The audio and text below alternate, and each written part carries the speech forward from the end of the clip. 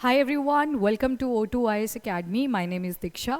पंजाब के previous year questions को हम सॉल्व कर रहे हैं और आज हम पहुंच चुके हैं साइंस के जो 2021 में क्वेश्चन पूछे गए थे उनको देखेंगे कि बायोलॉजी, केमिस्ट्री, फिजिक्स और टेक्नोलॉजी से कितना पार्ट आ रखा है। उसके अलावा फाउंडेशनल कोर्सेज आपको O2 IS Academy एप्लीकेशन पर भी मिल जाएंगे, हमारे ऑफलाइन बैचेस भी हैं, so you can join them. इसके अलावा प्ले स्टोर के ऊपर आपको एप्लीकेशन मिल जाएगी। All the courses are available on our application. चलिए जी स्टार्ट करते हैं साइंस एंड टेक से रिलेटेड जो 2021 के प्रीवियस ईयर क्वेश्चंस थे। एंड फर्स्ट थिंग, पॉलिटी के हमने सारे क्वेश्चन सॉल्व करे हैं ईयर वाइज डिटेल में, और ये कयास भी लगाया है कि कौन से क्वेश्चन आपसे आगे पूछे जा सकते हैं। पॉलिटी के बाद हमने साइंस को ही शुरू किया था, तो 2018 तक के सारे क्वेश्चन हमने कंप्लीट कर लिए हैं। फाइनली आज आपका जो साइंस से 2021 में क्वेश्चन पूछे थे वो भी कंप्लीट हो जाएंगे। चलिए जी पहले देखते हैं बायोलॉजी सेक्शन से। बायोलॉजी सेक्शन से एक मिक्सर क्वेश्चन आ रखा था, आपसे पूछ लिया गया था मेसोथेलियोमा जो कि एक मैलिग्नेंट डिजीज़ है। हम यहाँ पे वर्ड यूज़ कर सकते हैं कैंसर, अभी बताती हूँ। Malignant that is caused by tumour.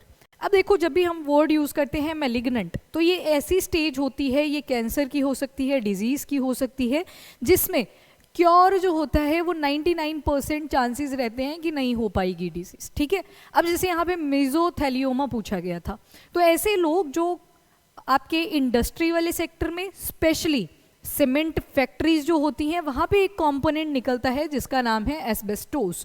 तो एस्बेस्टोस उनकी बॉडी के अंदर जाता रहता है और कौन से एरिया को हिट करेगा, तो लंग्स वाले एरिया को।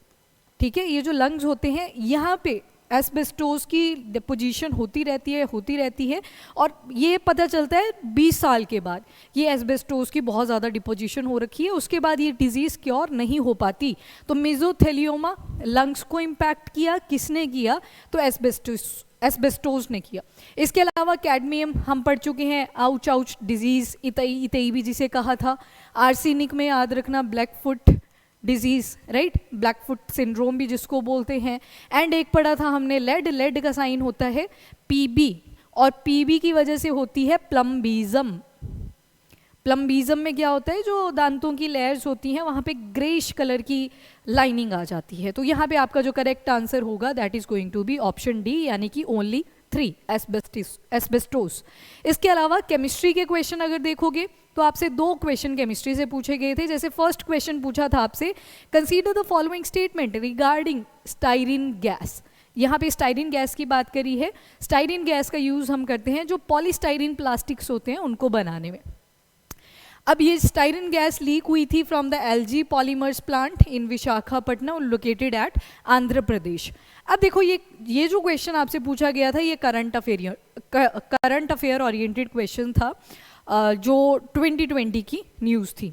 अब वैसा ही एक ब्लास्ट हुआ है अभी रिसेंटली महाराष्ट्र के बांद्रा वाले एरिया में, एक ऑर्डिनेंस फैक्ट्री है। ऑर्डिनेंस फैक्ट्री, बहुत सारे लोगों की यहाँ पे डेथ हुई, कुछ इंजर्ड भी हो रखे हैं।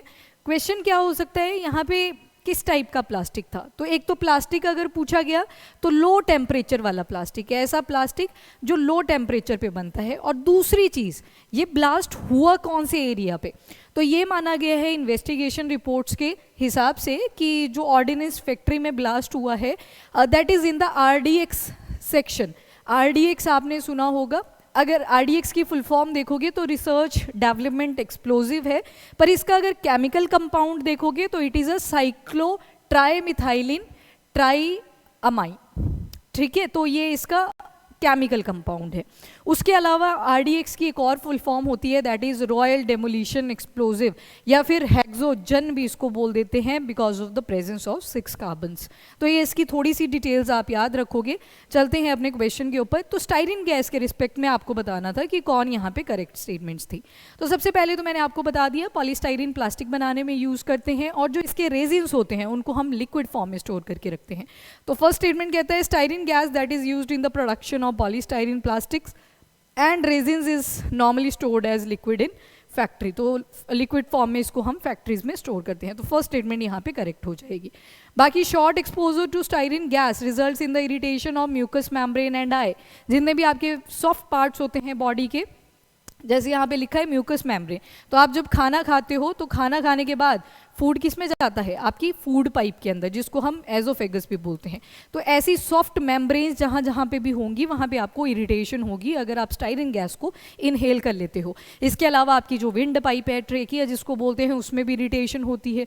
और अगर लॉन्गर टर्म का एक्सपोजर रहता है गैस के इस गैस के कांटेक्ट में, तो सेंट्रल नर्वस सिस्टम का ब्रेकडाउन भी हो सकता है, यानी कि जो ब्रेन वाला हिस्सा है और स्पाइनल कॉर्ड, जो आपका सीएनएस होता है ना, सेंट्रल नर्वस सिस्टम, दो हिस्से होते हैं इसमें। कौन कौन से? एक रहता है आपका ब्रेन वाला और दूसरा ये जो आपकी रीढ़ की हड्डी होती है उसके अंदर स्पाइनल कॉर्ड वाला। तो ये डैमेज हो जाता है और ज़्यादा सिवियर कंडीशन क्या हो सकती है, it can be a fatal मतलब डेथ कॉजिंग भी हो सकता है। तो दोनों ही स्टेटमेंट यहाँ पे करेक्ट थी, बोथ 1 और 2। तो ये करंट अफेयर वाली भी आप ध्यान में रखोगे, ऑर्डिनेंस फैक्ट्री।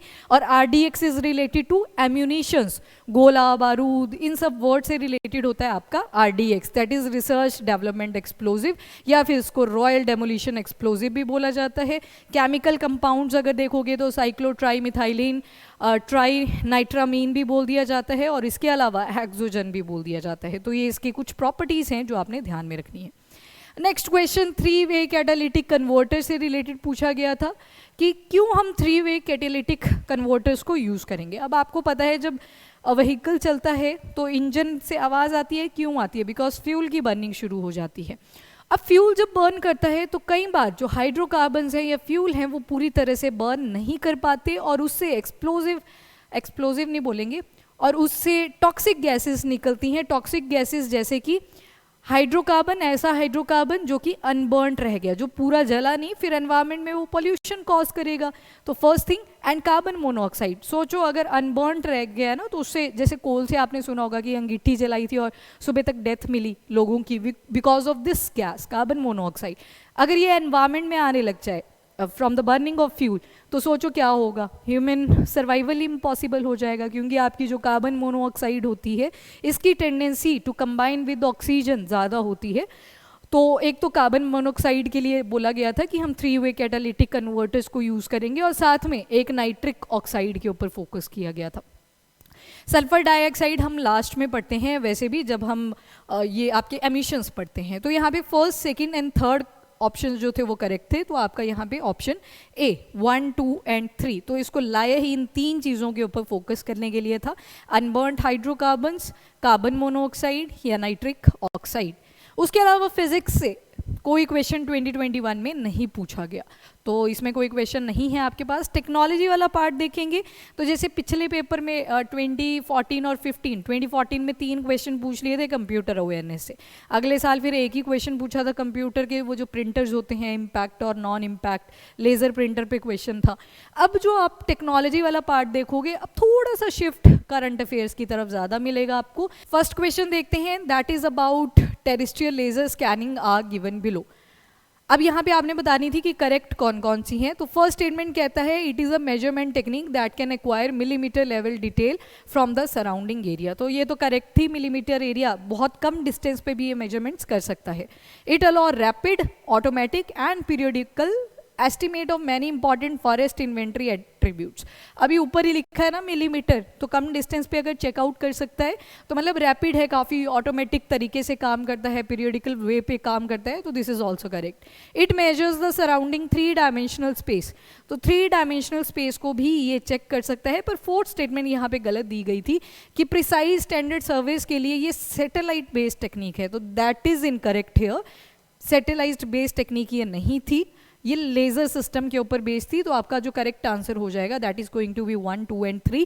बाकी हम देख सकते हैं कि जो स्टैंडर्ड प्रोसीजर है इनका प्रिसाइज हमें डेटा देने का है। तो फर्स्ट क्वेश्चन का आंसर हो जाएगा ऑप्शन ए। सेकेंड क्वेश्चन आपसे पूछा गया था, ICMR ने एक गाइडलाइन पब्लिश करी थी for gene therapy product development and clinical trials के ऊपर। तो सबसे पहले तो आपको जीन थेरेपी अगर पता होती तो यहाँ पे सारे डेफिनेशंस लिखे हैं, एग्जाम्पल्स लिखे हुए हैं। Let us try to understand कि जीन थेरेपी क्या होती है। फॉर एग्जाम्पल, ये कोई ह्यूमन बीइंग है, इसका कोई एक सेल है जिसमें एक फॉल्टी जीन पड़ा हुआ है, यानी कि खराब हो चुका है वो जीन। एक एग्जाम्पल ले लेते हैं यहाँ पे, एक ऐसा जीन जो बनाता है एंजाइम दैट इज पेप्सिन।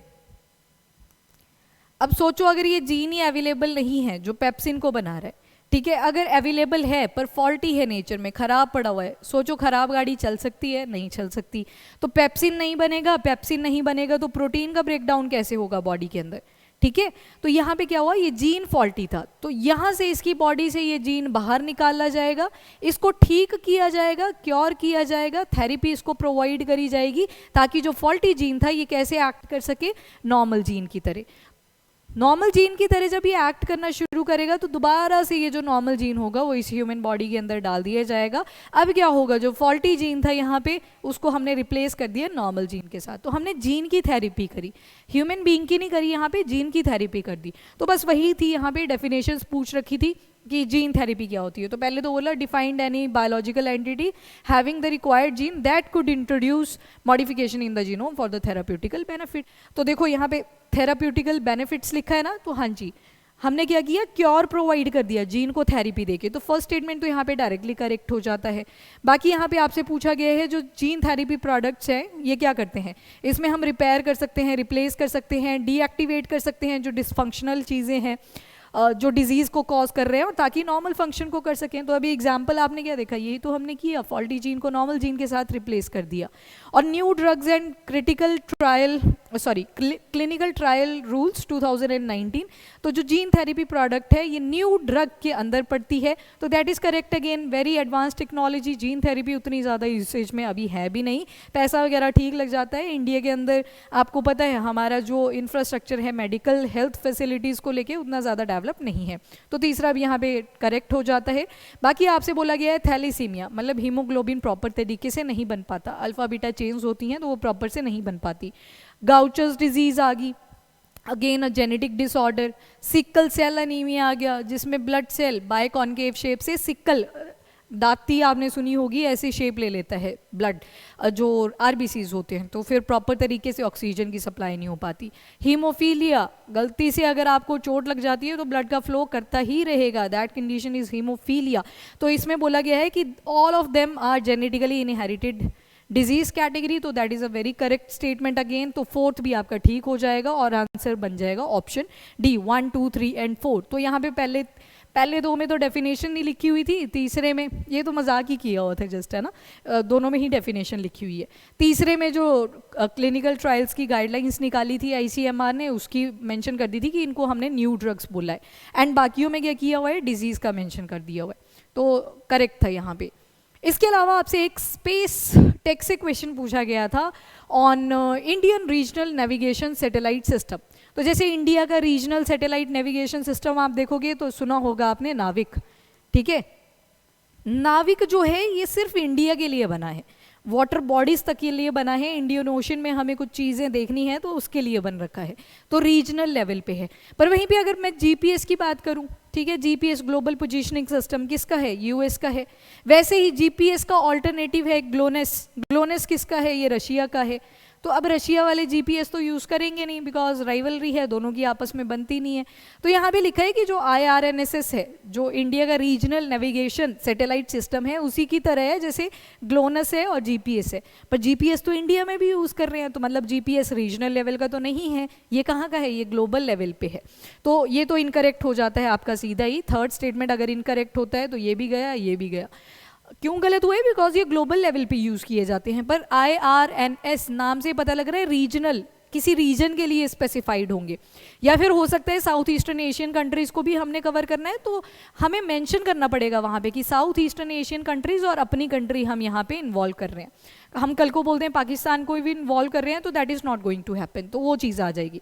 इसके अलावा इंडिया जो है वो 4th कंट्री बन चुका है वर्ल्ड में जिनके पास अपना इंडिपेंडेंट नेविगेशन सैटेलाइट सिस्टम है, और IMO यानी कि इंटरनेशनल मैरीटाइम ऑर्गेनाइजेशन ने ये चीज़ मेंशन कर दी है।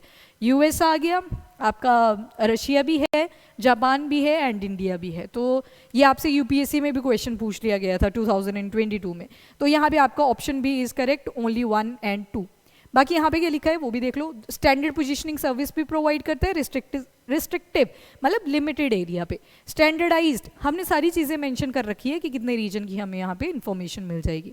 एक और क्वेश्चन था आपसे MTP के ऊपर, ऑल्दो पॉलिटी वाला अगर आपने लेक्चर देखा था, मेडिकल टर्मिनेशन ऑफ प्रेगनेंसी, तो इसके रूल्स चेंज हुए थे 2021 में, अमेंडमेंट कर दी गई थी जो 1971 का एक्ट था उसमें। तो इसमें आपको क्या याद रखना था 24 वीक्स। पर अगर बच्चे में कोई प्रॉब्लम होती है, ठीक है, बाद में पता चली कि जेनेटिक डिसऑर्डर है, बच्चे का ज़्यादा सर्वाइवल रेट नहीं है या थ्रू आउट लाइफ पेन से ही उसको सफ़र करना पड़ेगा, तो उस केस में 24 वीक्स का प्रोविज़न नहीं रहता है। उस केस में फिर डॉक्टर्स की रिकमेंडेशंस पे, 2 फीमेल डॉक्टर्स होती हैं, उनकी रिकमेंडेशंस पे आगे टाइम अगर इंक्रीज़ कर चुका है तो चेंजेस करे जा सकते हैं। तो यहाँ पे आपसे जो क्वेश्चन पूछा गया था, इसमें फर्स्ट तो ठीक है कि 1971 में अमेंडमेंट करी गई, तो वो पहले जो बिल लाया गया था वो 1971 में ही लाया गया था, पास हो गया था, एक्ट बन गई थी। इसके अलावा स्टेट लेवल मेडिकल बोर्ड बनाया जाता है ताकि 24 वीक्स, बोला ना अभी 24 वीक्स, तो ये तो ठीक है अगर पता चल जाता है कि फीटल एबनॉर्मेलिटीज़ हैं। पर अगर बाद में भी पता चलता है, फॉर एग्जांपल अगर कोई रेप सर्वाइवल है और या फिर इंसेस्ट रिलेशनशिप की वजह से प्रेगनेंसी हो रखी थी, तो उसके लिए भी 24 वीक्स ही है। तो यहाँ पे आपको दिखेगा 28 वीक्स थर्ड ऑप्शन के अंदर, कि अगर किसी का रेप हो रखा है या फिर कोई वल्नरेबल वीमेन है, कोई मेंटली इल थी, पता नहीं चला, तो उस केस में भी 24 वीक्स ही रखा है। अदरवाइज फिर केस में कोर्ट में चला जाता है, फिर उसके हिसाब से डॉक्टर्स के साथ डिसीजन लिया जाता है। तो अगेन 24 वीक्स आएगा, तो थर्ड स्टेटमेंट यहाँ पे आपकी इनकरेक्ट थी। तो दैट्स ऑल, आपका साइंस भी यहाँ पे कंप्लीट होता है। नेक्स्ट जो हम सब्जेक्ट शुरू करेंगे दैट इज हिस्ट्री वाला पोर्शन। काफ़ी सारे क्वेश्चंस आपको मिलेंगे from ancient, medieval, modern and world history, ठीक है। सो इसके अलावा कोर्सेज आप परचेज कर सकते हो। Thank you and have a nice day.